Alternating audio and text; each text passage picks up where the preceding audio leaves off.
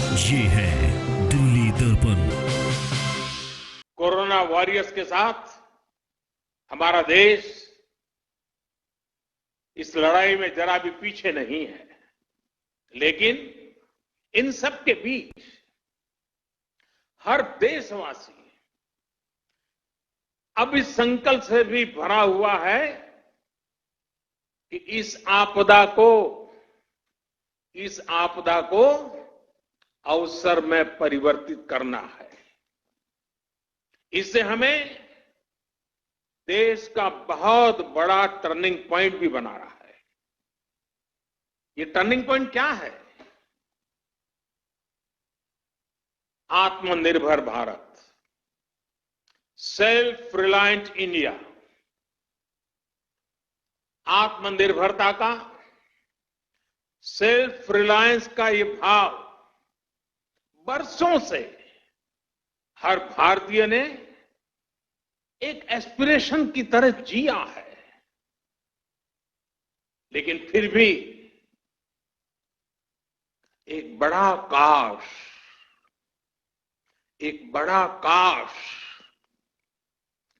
हर भारतीय के मन में रहा है, मस्तिष्क में रहा है। ये काश क्या है? काश हम मेडिकल इक्विपमेंट के क्षेत्र में आत्मनिर्भर होते। काश हम डिफेंस मैन्युफैक्चरिंग में आत्मनिर्भर होते। काश हम कोल और मिनरल्स के सेक्टर में आत्मनिर्भर होते। काश हम एडिबल ऑयल में, फर्टिलाइजर्स के क्षेत्र में आत्मनिर्भर होते। काश हम इलेक्ट्रॉनिक मैन्युफैक्चरिंग में आत्मनिर्भर होते। काश हम सोलर पैनल्स, बैटरीज और चिप मैन्युफैक्चरिंग में आत्मनिर्भर होते। काश हम एविएशन सेक्टर में भी आत्मनिर्भर होते।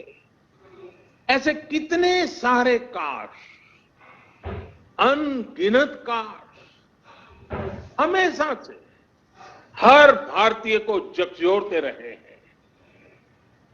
साथियों, एक बहुत बड़ी वजह रही है कि बीते 5-6 वर्षों में देश की नीति और रीति में भारत की आत्मनिर्भरता का लक्ष्य सर्वोपरि रहा है। अब कोरोना क्राइसिस ने हमें इसकी गति और तेज करने का सबक दिया है। इसी सबक से निकला है आत्मनिर्भर भारत अभियान। साथियों, हम देखते हैं परिवार में भी संतान, बेटा हो या बेटी, 18-20 साल का हो जाता है तो मां बाप उसे सबसे पहले कहते हैं कि अपने पैरों पर खड़े रहना सीखो। हर परिवार में सुना होगा, आप जो मुझे सुन रहे सबने सुना होगा कि 18-20 साल की उम्र में उनके मां बाप ने उनको कहा होगा कि बेटे, बेटी, अब अपने पैरों पर खड़े रहना सीखो। एक तरह से आत्मनिर्भर भारत का पहला पाठ परिवार से ही शुरू होता है। भारत को भी अपने पैरों पर ही खड़े होना होगा। साथियों, आत्मनिर्भर भारत अभियान का सीधा सा मतलब है कि भारत दूसरे देशों पर अपनी निर्भरता कम से कम करे। हर वो चीज जिसे इंपोर्ट करने के लिए देश मजबूर है, वो भारत में ही कैसे बने। भविष्य में उन्हीं प्रोडक्ट्स का भारत एक्सपोर्टर कैसे बने, इस दिशा में हमें और तेजी से काम करना है। इसके अलावा हर वो सामान जो भारत का लघु उद्यमी बनाता है, हमारे हैंडीक्राफ्ट वाले, जो सामान हमारे सेल्फ हेल्प ग्रुप से जुड़े करोड़ों गरीब बनाते हैं, जो दशकों से हमारे यहां बनता आ रहा है, गलियों मोहल्लों में बिकता रहा है, उसे छोड़कर विदेश से वही सामान मंगाने की प्रवृत्ति, इस पर भी हमने आत्मसंयम बरतना है, हमें नियंत्रण करना है।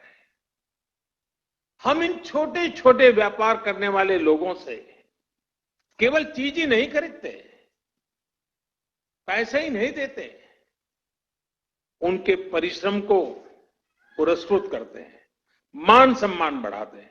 कभी सोचना, आप मर्सिडीज गाड़ी लेकर के जा रहे हैं और फुटपाथ पर छोटी चीज बेचने वाले की चीज आपने उतर करके खरीदी, वो पैसे नहीं गिनेगा, वो उसकी छाती फूल जाएगी। देखिए, मर्सिडीज गाड़ी वाला भी फुटपाथ पर मैं भले बैठा हूं, लेकिन उतर करके मेरे से सामान खरीद रखा है, उसकी जिंदगी को एक ताकत मिलती है, उसको सम्मान मिलता है। हमें इस बात का अंदाजा भी नहीं होता कि इससे उनके दिल पर कितना प्रभाव पड़ता है, वो कितना गर्व महसूस करता है। इसलिए अब अपने लोकल के लिए वोकल होने का समय है। हर गांव, हर कस्बे, हर जिले, हर प्रदेश, पूरे देश को आत्मनिर्भर करने का समय है। साथियों, सालों पहले, दशकों पहले स्वामी विवेकानंद जी ने एक पत्र लिखा था। उस पत्र में उन्होंने लिखा था, the simplest method to be work upon at present is to induce Indians to use their own produce and get market for Indian artware in other countries. Swami Vivekananda ji का बताया ये मार्ग पोस्ट कोविड वर्ल्ड में भारत की प्रेरणा है। अब देश प्रण कर चुका है और देश कदम भी उठा रहा है। आत्मनिर्भर भारत अभियान के तहत जिन बड़े रिफॉर्म्स की घोषणा की गई है, उनको तेजी से जमीन पर उतारा जा रहा है। एमएसएमईज की डेफिनेशन सालों से लटकी हुई बात, उसका दायरा बढ़ाना हो या एमएसएमईज के सपोर्ट के लिए हजारों करोड़ के स्पेशल फंड्स की व्यवस्था हो, ये सब आज सच्चाई बन रहे हैं। आईबीसी से जुड़ा फैसला हो, छोटी छोटी गलतियों को डिक्रिमिनलाइज करने का फैसला हो, इन्वेस्टमेंट की फास्ट ट्रैकिंग के लिए प्रोजेक्ट डेवलपमेंट सेल्स का गठन हो, ऐसे अनेक कार्य पहले ही हो चुके हैं। अब तमाम सेक्टर्स, खासकर कोल और माइनिंग के सेक्टर को अधिक कॉम्पिटिटिव बनाने के लिए जो रिफॉर्म्स अनाउंस हुए हैं, उसका भरपूर फायदा उठाने के लिए उद्योग जगत आगे आए। मेरे युवा साथी, आप आगे आए।